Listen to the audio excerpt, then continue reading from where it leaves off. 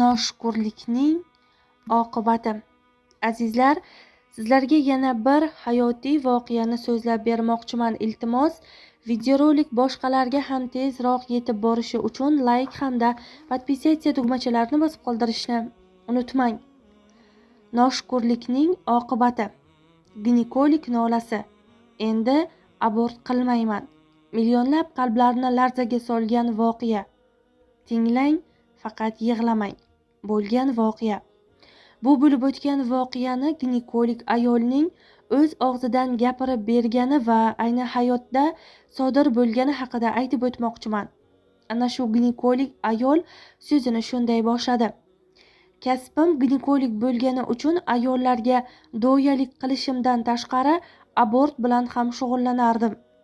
Kunlarning birida shifoxonada navbatchi edim. Xonamga o'rta yoshdagi er va xotin kirib kelishdi. Ko'rinishidan ancha o'ziga to'q oila ekanligi ko'rinib turardi. Ular bir muhim iltimos bilan kelishganini aytishdi. Men qanday iltimos ekan desam, xotini abort qildirishim kerak dedi. Ayolning ko'rinishidan homilasi taxminan 4-5 oylikka yetib qolgandi. Men avvaliga rozi bo'lmadim. UZI apparatida tekshirsam, aynan men aytgandek homila 5 oylik edi. Men ularga homila ancha katta bo'lib qolibdi, homilani 3 oylikdan o'tganidan keyin tushirib bo'lmaydi deya, ularni bu fikrlaridan qaytarishga harakat qildim. Ammo er va xotin meni gaplarimni tushunishni ham xohlashmasdi. Ularning 4 qizi bo'lib, ayol homilador bo'lganidan buyon ko'plab tekshiruv apparatlariga tushgan ekan. Hammasida bir xil gap: homilang qiz bola. O'zi aslida homila 3 oylik paytida uning jinsini aniq bilsa bo'ladi. Bular esa tekshiruv yuraverganidan homilasi 5 oylik bo'lib qolganini bilmagan ham. Eri bo'lsa yana qiz ko'rib 5 ta qizi bor degan isnodni qanday qilib ko'tarib yuraman deb menga juda katta miqdorda pul va'da qildi. Men biroz o'ylanib qoldim-da, ularga gapirganim foyda bermaganini anglab yetdim. Nafsimni jilovlay olmay abort qilishga rozilik bildirdim. Hamma tayyorgarliklarni ko'rib, ayolni abort qila boshladim.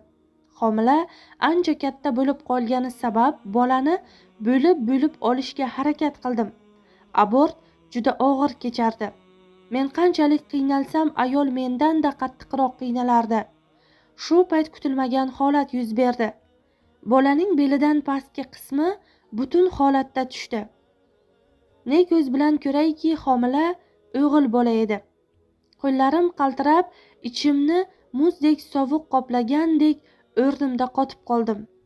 Ozgina muddatdan keyin homilani ayolga ko'rsatdim. Ayol ovozini boricha dodvoy solardi. Buni eshitgan er esa o'zini qo'yarga joy topa olmasdi. Bu voqeadan keyin ancha muddatgacha shifoxonaga bora olmadim. Qo'lim ishga bormasdi. Har qancha zamonaviy texnika bo'lmasin, homilani o'g'il yoki qiz ekanligini aniq aytib bera olmas ekan va bu narsa faqatgina Alloh taologagina xos ekanligini anglab yetdim. Qaytib abort qilmaslikka o'zimga o'zim va'da berdim. Azizlar, yaqinlarga ham ulashib qo'yishni unutmang.